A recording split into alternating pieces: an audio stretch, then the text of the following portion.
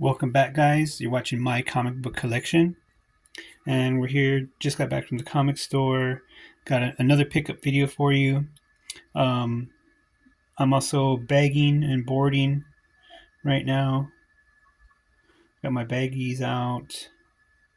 Spent about $75 at the comic store. What did I buy? Comics are so expensive now. They're like $5, 7 to the low range of like 4. But thank God, Image still has dollar comics, which I don't know how they're getting away doing that with everything, But I guess because they're printing in Canada, so I guess if they're printed in Canada, it's cheaper to do it. I have no idea, but yeah, Image does have dollar books. Didn't pick up anything right now of their dollar books because I didn't see anything that I liked, but I did. I do have 2 stacks here that we'll check out. Not this video, but I guess after I bag and board these stacks, these 2 bags are back issues, older comics, 80s, 70s, 60s. Just picked these up on the weekend too, and I have to go do another pickup. Probably won't pick up comics again till after the new year. So yeah, just keep checking in on Paperboy Entertainment. But here we got a new bag of new modern books. And we'll put that right there on top of the classic back issues of comics from the 80s, 70s, 60s. And let's check out what's going on in the modern comics. Let's see what I picked up here.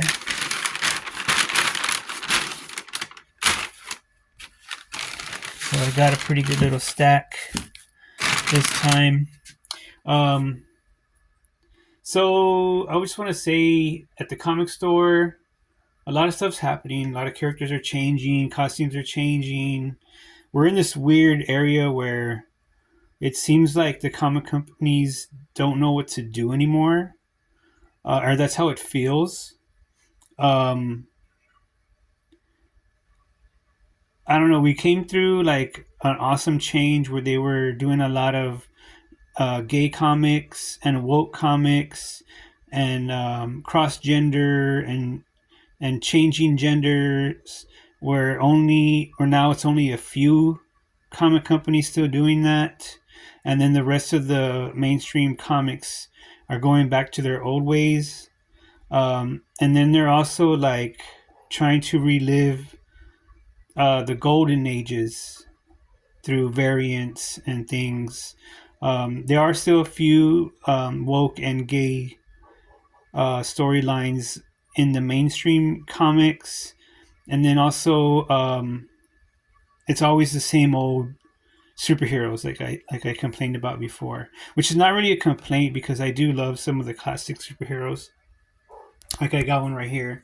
One of my favorite from Marvel is She-Hulk, and now She-Hulk's going through kind of like, I kind of say what they're doing with the story arc is kind of like what they did with Hulk, where they did World War Hulk, but now we have Planet She-Hulk. So yeah, I do still stick with some of the classic characters, but I'm also looking for new stuff all the time. Um, Another complaint at this comic store, they used to carry a lot of Savage Dragon, and now I didn't see any Savage Dragon. I don't know where they went. Um, I'm looking for some Savage Dragon. It's gonna have to hit different comic stores, I guess. Um, so here we go, Planet She-Hulk issue 1, and we're also doing like a lot of. They're also doing like a lot of variant covers. So I don't think this is a variant. This is just a regular issue 1 here.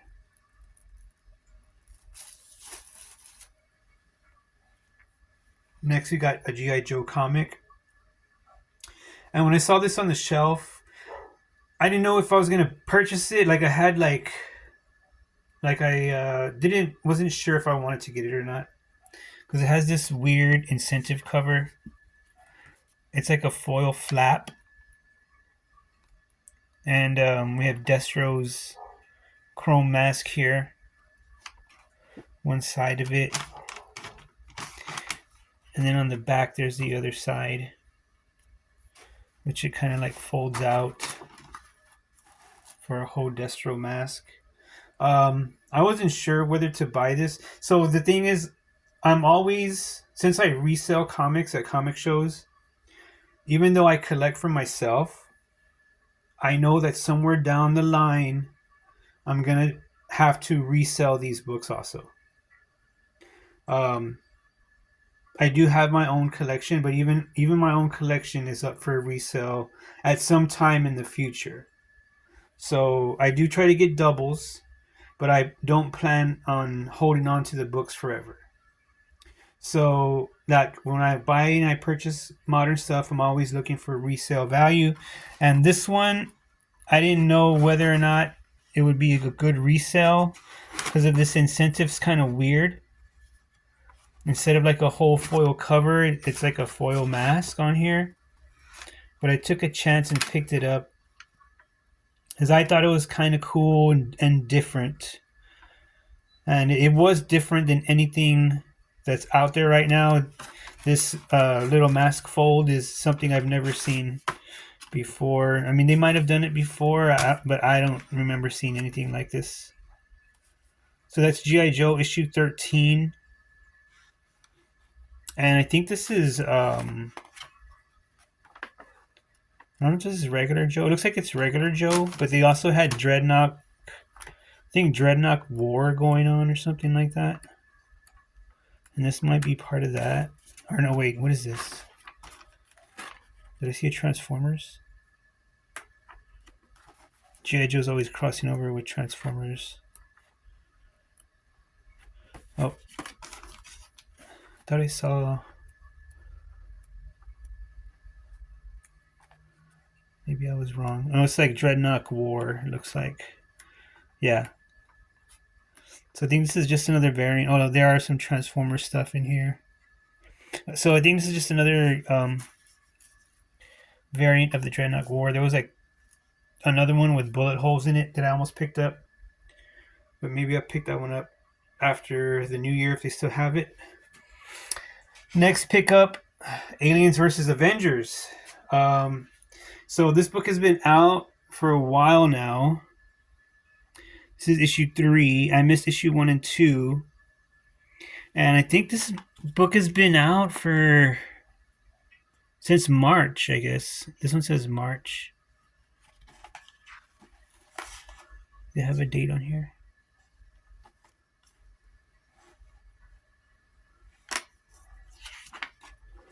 Trying to see if they have a date on this Aliens Avengers.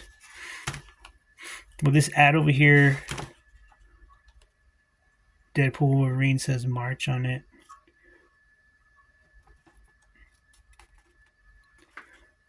I don't see a date. But the ads say like April, March. So like April, March, around there, 2025. And I've been looking at it for months. Didn't pick it up, but I finally picked it up.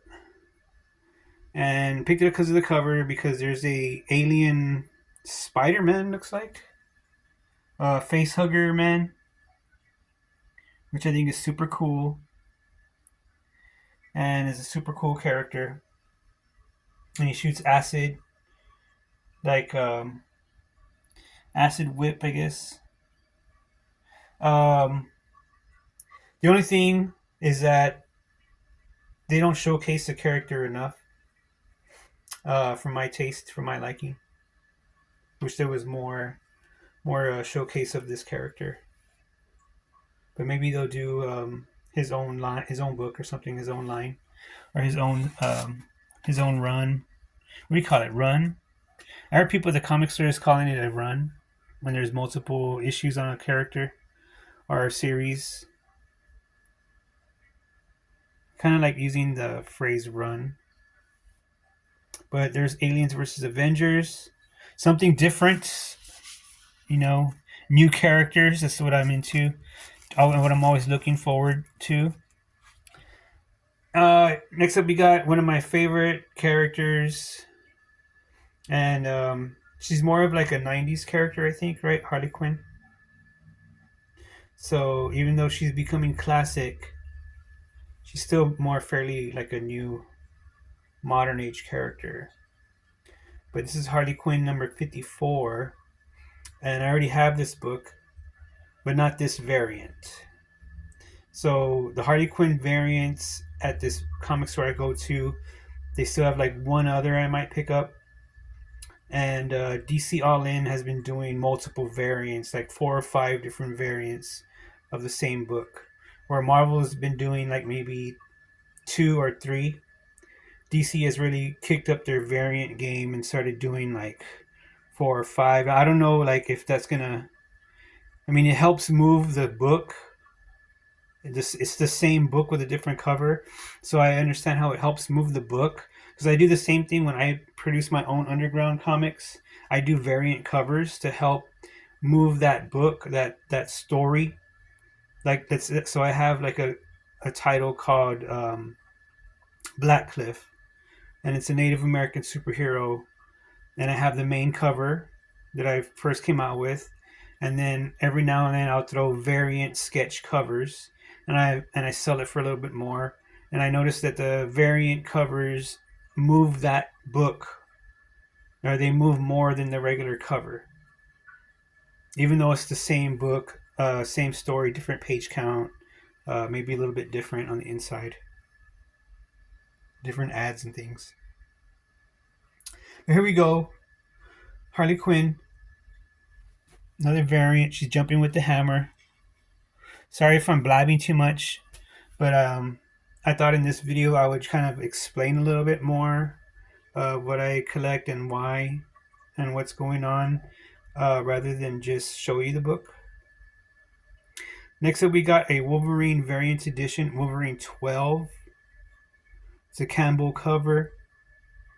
So Wolverine had like, I think they had like 3 different variant covers for issue 12, and this is the one that I chose just because of the Campbell artist.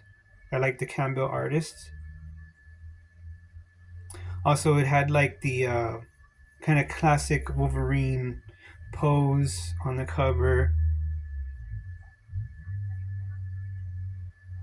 Another classic character, 2025.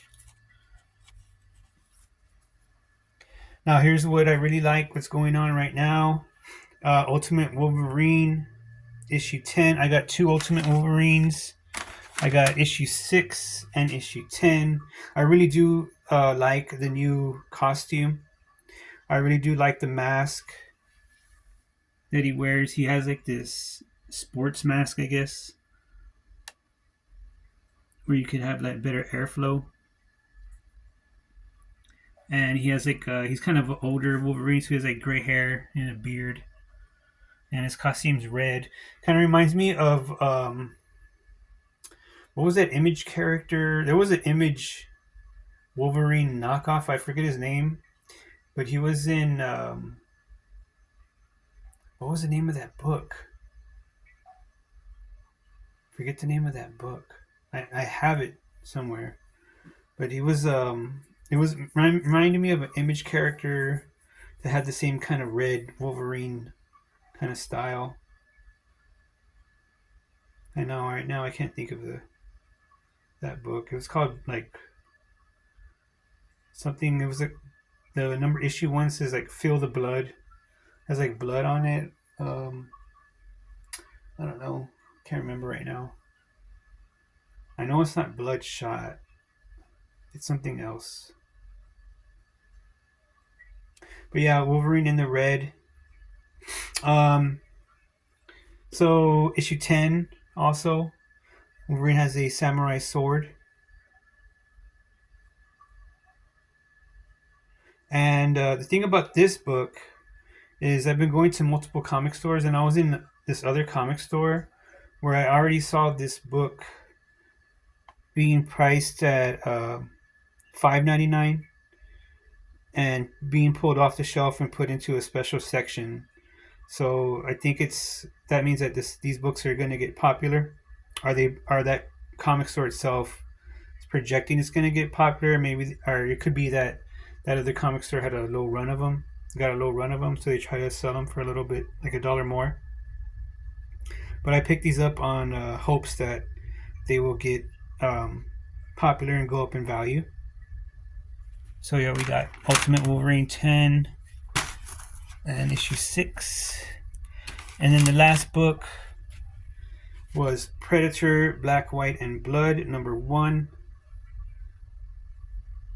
And this is, I don't know if this is the original cover or the variant, but there was multiple variants with this Marvel and 20th Century Studios crossover book. I think this one had like 3 or 4 different variants, which is not really what Marvel does. More, I say that's more what DC does. But on this book in particular, Predator, I saw like 3 or 4 different variants of issue 1. Well, anyways, that's the pickups for today, November 9th, 2025. We'll just do another flip through them as we get ready to leave. Thanks for subscribing. Thanks for watching. Make sure to comment and like. And I'm going to bag these up, put them in my 2025 box, which is fully packed already. And I'm going to have to buy a new box to start my 2026 collection. And stay tuned for that. We're wrapping up the new year. I don't think I'll make it to the comic store. I think this is the last 2025 modern book video that you're going to get, because I won't be back to the comic store, or at least to the modern comic store. I will be at the vintage one, but I don't know, the modern one I won't be till the new year, till after January 1st. Or maybe somewhere around the middle of January. Maybe like January 20 something or 25th or something like that. So look out for that video around January 20th something for some more modern comics. But also keep checking in, because I do have these stacks of vintage comics underneath here that I need to bag and I'm going to bag and board them tonight, try to go through as many as possible, and then we'll do that video. So thanks for watching, guys, and we'll be right back with more content.